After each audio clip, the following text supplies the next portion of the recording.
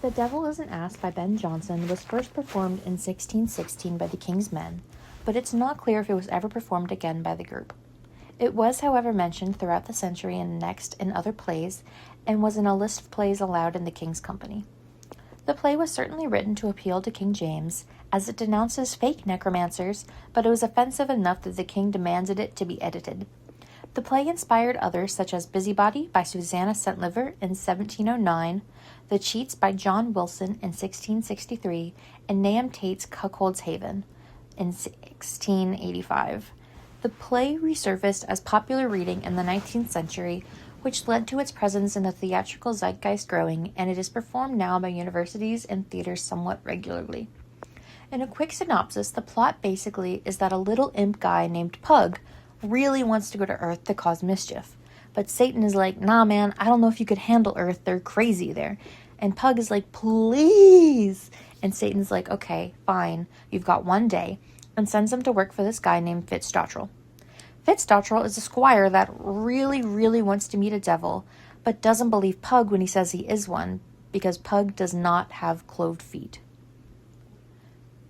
Everyone in town knows that Fitz is an idiot, so two groups of men are trying to mess with him.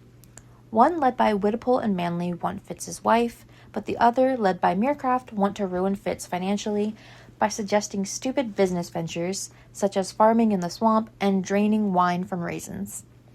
Pug really wants Mrs. Fitz to cheat on her husband with Whittle, but she's like, nah, and tells Fitz, who beats up Pug.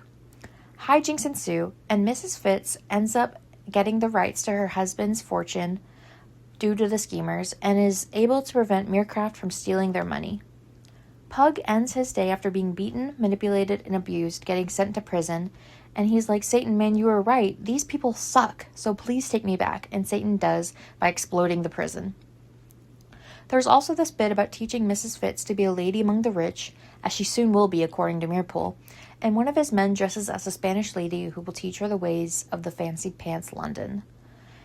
This bit particularly inspired composer Edward Elgar to write an opera called The Spanish Woman, though it remains unfinished.